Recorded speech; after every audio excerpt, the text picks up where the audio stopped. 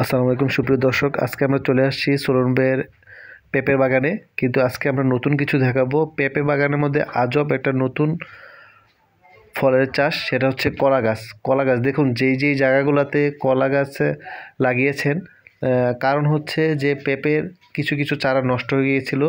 সেই গ্যাপের মধ্যে তিনি নিজের বুদ্ধিতে কলা গাছ লাগিয়ে দিয়েছেন এবং সেটা অল্প, বেশি না, 6 থেকে 7 মাসের মধ্যে আপনার কলা গাছে ফল ধরে আসবে এবং আপনার পেঁপের পাশাপাশি মিশ্র ফসল হিসাবে এটাও আপনি চাষ করতে পারেন।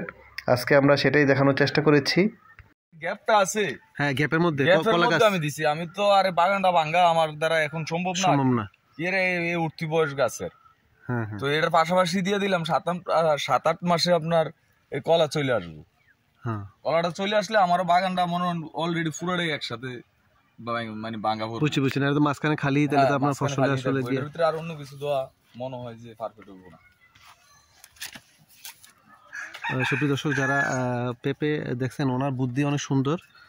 সোলন ভাই উনি মানে আদা তো আছে, আদার পাশাপাশি কিছু কলা গাছ উনি দিয়ে দিচ্ছেন, কারণ পেঁপের সাথে সাথে মানে মিশ্র ফসল হিসাবে আপনি কলা গাছটাও সুন্দর ফসল চলে আসবে। ওনার আইডিয়াটা একদম অনেক সুন্দর, চমৎকার আইডিয়া। কেউ চাইলে এটা শেয়ারও করতে পারেন এবং নিজেরা এই পেঁপের পাশাপাশি কলা গাছের চারাও লাগাইয়া আপনারা নিজেরা সফল হওয়ার জন্য। মিশ্র সবজি চাষের 3টা সুবিধা। এক হচ্ছে আমাদের সময়টা সেভ হচ্ছে, 2 নম্বর হচ্ছে আমরা যে সার প্রয়োগ করলাম সেই সারটা একটানা একটা সবজি কাজে লাগা যাচ্ছে, 3 নম্বর হচ্ছে আমাদের যে কোনো একটানা একটা ফসল আমরা তো পাচ্ছি, অর্থনৈতিকভাবে আমরা স্বাবলম্বী হতে পারবো। আসলে ভাই আমি আরো 2বার ক্ষতিগ্রস্ত হয়েছি। একবার ওই বাগানটার ভিতরে আমি রেড লেডি করছি, ফার্স্ট প্রথম। আচ্ছা, রেড লেডি করছি, ওইটা আমি মনে হয় পুরোই ধরা।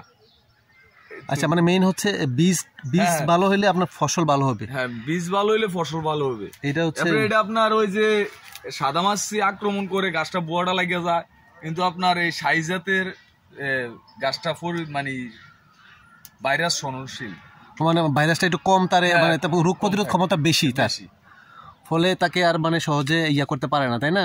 জি, এই জন্য আপনার রোগবালাইয়ের আক্রমণ। অন্যতম হচ্ছে মানে একই জমিতে একাধিক ফসল, যেমন পেঁপের সাথে কলা, আদা, যেটা একটার সাথে একটা করা যায়, সেগুলা চিন্তা ভাবনা করে আমাদের নতুনভাবে চিন্তা করে ফসল ফলাতে হবে।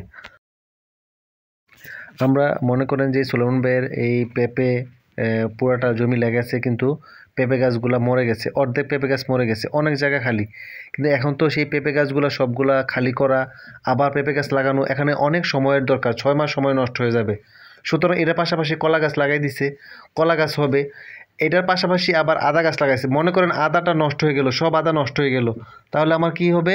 আমার কলাটা হবে।